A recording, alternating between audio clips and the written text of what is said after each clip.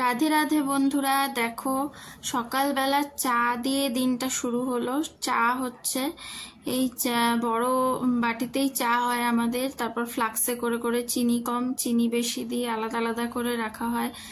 তারপর এই যে টিফিন হচ্ছে, রুটিটা মা করছিল, রুটি হচ্ছে, তারপর রুটি খাওয়ার পর তারপরে সারাদিনের কাজবাজ সব কিছু শুরু হয়। মা আমি দুজনে মিলেই সব কাজ করি সারাদিনের।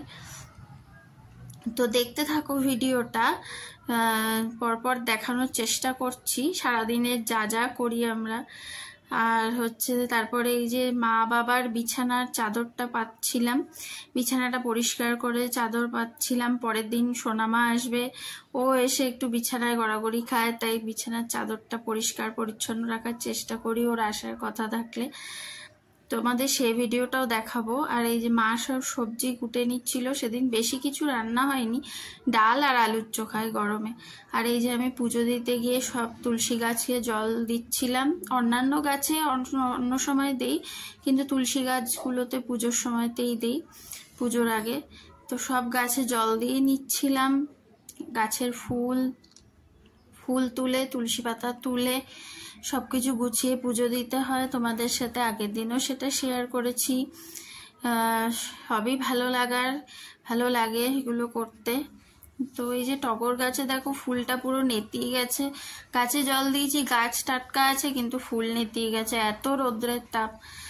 তো আর কি করা যাবে, চলো, রোদ ভালোই উঠছে প্রতিদিন। তো এই যে পুজো দিতে নিচ থেকে সব জল বোতলে তুলি জল, যাতে বোতলে তুললে একবারে অনেকটা জল তোলাও যায়। তো এই যে পুজো দিচ্ছি, এটা পুজো দেওয়ার সময়ের ভিডিও। পুজো মোটামুটি গোপালের স্নান টান ফুল টুল দেওয়া সব কমপ্লিট।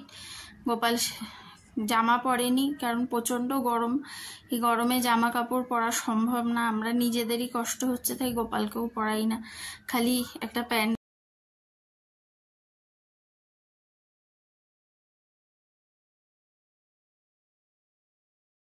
তো এটা বিকেলবেলার ভিডিও। বিকেলে দেখো পড়াতে বসেছিলাম, একজনই পড়তে এসেছিল, বাদ বাকিটা শরীর ভালো না বলে আসেনি। তো এটা রাত্রিবেলা ছেলে বাজার থেকে পনির এনে দিয়েছিল, পনির রান্না করলাম, শাহী পনির। পনিরটা কেমন খেতে হয়েছে তোমাদের সাথে অবশ্যই শেয়ার করব। এই দেখো খুবই ভালো লাগছিল, ভালোই হয়েছিল খেতে, দেখতেও ভালো লাগছিল। তো ভিডিওটা এখানেই শেষ করলাম। রাধে রাধে, তোমরা সবাই ভালো থেকো।